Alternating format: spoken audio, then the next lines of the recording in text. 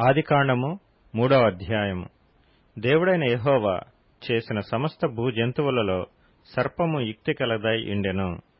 అది ఆ స్త్రీతో, ఇది నిజమా? ఈ తోట చెట్లలో దేని ఫలములనైనను మీరు తినకూడదని దేవుడు చెప్పెనా అని అడిగెను. అందుకు స్త్రీ, ఈ తోట చెట్ల ఫలములను మేము తినవచ్చును.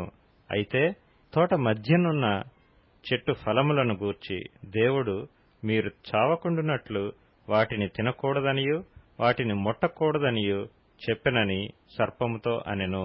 అందుకు సర్పము, మీరు చావనే చావరు. ఏలయనగా మీరు వాటిని తిను దినమున మీ కన్నులు తెరవబడుననియూ మీరు మంచి చెడ్డలను ఎరిగిన వారై దేవతల వలె ఉందురనియూ దేవునికి తెలియునని స్త్రీతో చెప్పగా, స్త్రీ ఆ వృక్షము ఆహారమునకు మంచిదియు కన్నులకు అందమైనదియు వివేకమిచ్చు రమ్యమైనదియునై యుండుట చూచినప్పుడు ఆమె దాని ఫలములలో కొన్ని తీసుకొని తిని తనతో పాటు తన భర్తకును ఇచ్చెను. అతడు కూడా తినెను. అప్పుడు వారిద్దరి కన్నులు తెరవబడెను. వారు తాము దిగంబరులమని తెలుసుకొని అంజూరపు ఆకులు కుట్టి తమకు కచ్చడములను చేసుకొండ్రి. చల్లపూటను ఆదామును అతని భార్యయు తోటలో సంచరించుచున్న దేవుడైన యెహోవా స్వరమును విని దేవుడైన యెహోవా ఎదుటికి రాకుండా తోట చెట్ల మధ్యను దాగుకొనగా, దేవుడైన యెహోవా ఆదామును పిలిచి, నీవు ఎక్కడ ఉన్నావనెను. అందుకతడు, నేను తోటలో నీ స్వరము వినినప్పుడు దిగంబరినిగా నుంటిని గనుక భయపడి దాగుకొంటినెను. అందుకాయన, నీవు దిగంబరివని నీకు తెలిపినవాడెవడు? నీవు తినకూడదని నేను నీకాజ్ఞాపించిన వృక్ష ఫలములు తింటివా అని అడిగెను. అందుకు ఆదాము, నాతో నుండుటకు నీవు నాకిచ్చిన ఈ స్త్రీయే ఆ వృక్ష ఫలములు కొన్ని నాకియ్యగా నేను తింటినెను. అప్పుడు దేవుడైన యెహోవా స్త్రీతో, నీవు చేసినది ఏమిటని అడుగగా, స్త్రీ, సర్పము నన్ను మోసపుచ్చినందున తింటినెను. అందుకు దేవుడైన యెహోవా సర్పముతో, నీవు దీని చేసినందున పశువులన్నిటిలోనూ భూజంతువులన్నిటిలోనూ నీవు శపింపబడిన దానివై నీ కడుపుతో ప్రాకుచు నీవు బ్రతుకు దినములన్నీయు మన్ను తిందువు. మరియు నీకును స్త్రీకిని నీ సంతానమునకును ఆమె సంతానమునకును వైరము కలుగచేసెదను. అది నిన్ను తల మీద కొట్టును, నీవు దానిని మడిమ మీద కొట్టుదువని చెప్పెను.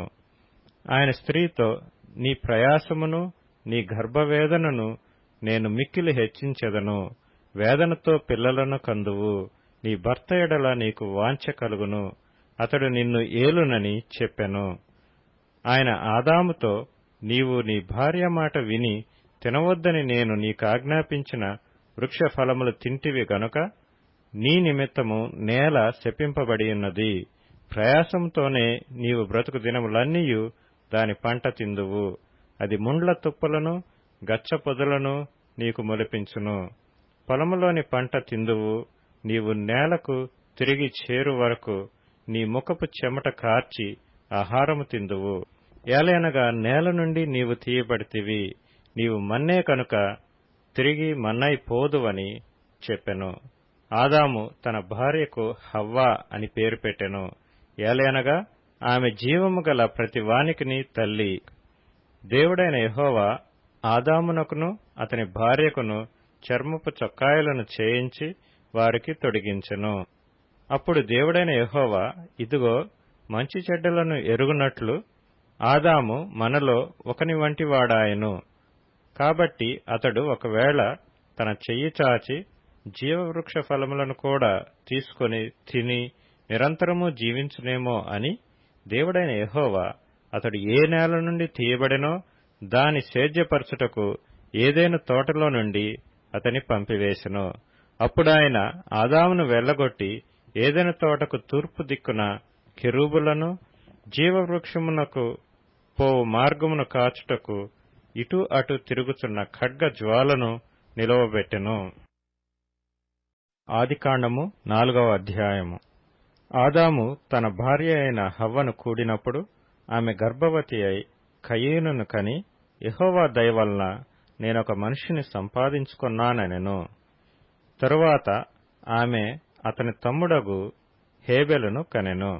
హేబెలు గొర్రెల కాపరి, కయీను భూమిని సేద్యపరచువాడు. కొంతకాలమైన తరువాత కయీను పొలము పంటలో కొంత యెహోవాకు అర్పణగా తెచ్చెను. హేబెలు కూడా తన మందలో తొలుచూలున పుట్టిన వాటిలో క్రొవ్విన వాటిని కొన్ని తెచ్చెను. యెహోవా హేబెలును అతని అర్పణను లక్ష్యపెట్టెను. కయీనును అతని అర్పణను ఆయన లక్ష్యపెట్టలేదు. కాబట్టి కయీనుకు మిక్కిలి కోపము వచ్చి అతడు తన ముఖము చిన్నబుచ్చుకొనగా యెహోవా కయీనుతో, నీకు కోపమేలా? ముఖము చిన్నబుచ్చుకొని ఉన్నావేమి? నీవు సత్క్రియ చేసిన ఎడల తలనెత్తుకొనవా? సత్క్రియ చేయని ఎడల వాకిట పాపము పొంచియుండును. నీ ఎడల దానికి వాంఛ కలుగును, నీవు దానిని ఏలుదువనెను. కయీను తన తమ్ముడైన హేబెలుతో మాట్లాడెను. వారు పొలములో ఉన్నప్పుడు కయీను తన తమ్ముడైన హేబెలు మీద పడి అతన్ని చంపెను. యెహోవా, నీ తమ్ముడైన హేబెలు ఎక్కడనున్నాడని కయీను నడగగా అతడు, నేనెరుగను, నా తమ్మునికి నేను కావలివాడనా అనెను. అప్పుడాయన, నీవు చేసిన పని ఏమిటి? నీ తమ్ముని రక్తము యొక్క స్వరము నేలలో నుండి నాకు మొరపెట్టుచున్నది. కావున నీ తమ్ముని రక్తమును నీ చేతిలో నుండి పుచ్చుకొనుటకు నోరు తెరచిన ఈ నేల మీద ఉండకుండా నీవు శపింపబడిన వాడవు. నీవు నేలను సేద్యపరచునప్పుడు అది తన సారమును ఇక మీదట నీకియ్యదు. నీవు భూమి మీద దిగులు పడుచు దేశ దిమ్మరువై ఇందువనెను. అందుకు కయీను, నా దోష శిక్ష నేను భరించలేనంత గొప్పది. నేడు ఈ ప్రదేశము నుండి నన్ను వెళ్లగొట్టితివి. నీ సన్నిధికి రాకుండా వెలివేయబడి దిగులు పడుచు భూమి మీద దేశ దిమ్మరునై ఇందును. కావున నన్ను కనుగొనువాడెవడో వాడు నన్ను చంపునని యెహోవాతో అనెను. అందుకు యెహోవా అతనితో, కాబట్టి ఎవడైనను కయీనును చంపినేడల వానికి ప్రతిదండన 7 కలుగునెను. మరియు ఎవడైనను కయీనును కనుగొని అతనిని చంపక ఇండునట్లు యెహోవా అతనికి ఒక గుర్తు వేసెను. అప్పుడు కయీను యెహోవా సన్నిధిలో నుండి బయలుదేరి వెళ్లి ఏదెనుకు తూర్పు దిక్కున నోదు దేశములో కాపురముండెను. కయీను తన భార్యను కూడినప్పుడు ఆమె గర్భవతి అయి హనోకును కనెను. అప్పుడతడు ఒక ఊరు కట్టించి ఆ ఊరికి తన కుమారుని పేరును బట్టి హనోకు అను పేరు పెట్టెను. హనోకుకు ఈరాదు పుట్టెను. ఈరాదు మహూయాయేలును కనెను. మహూయాయేలు మతూషాయేలును కనెను. మతూషాయేలు లెమెకును కనెను. లెమెకు 2 స్త్రీలను పెండ్లి చేసుకొనెను. వారిలో ఒకదాని పేరు ఆదా, రెండవ దాని పేరు సిల్లా. ఆదా యాబాలును కనెను. అతడు పశువులు గలవాడై గుడారములలో నివసించు వారికి మూలపురుషుడు. అతని సహోదరుని పేరు యూబాలు. ఇతడు సితారాను సానికను వాడుక చేయు వారికందరికిని మూలపురుషుడు. మరియు సిల్లా తూబల్కయీనును కనెను. అతడు పదునుగల రాగి పనిముట్లన్నిటినీ ఇనుప పనిముట్లన్నిటినీ చేయువాడు. తూబల్కయీను సహోదరి పేరు నయమా. లెమెకు తన భార్యలతో, ఓ ఆదా, ఓ సిల్లా, నా పలుకు వినుడి. లెమెకు భార్యలారా, నా మాట ఆలకించుడి. నన్ను గాయపరిచినందుకై ఒక మనిషిని చంపితిని. నన్ను దెబ్బ కొట్టినందుకై ఒక పడుచువాని చంపితిని. 7 ప్రతిదండన కయీను కోసం వచ్చిన ఎడల లెమెకు కోసము 77 వచ్చునెను.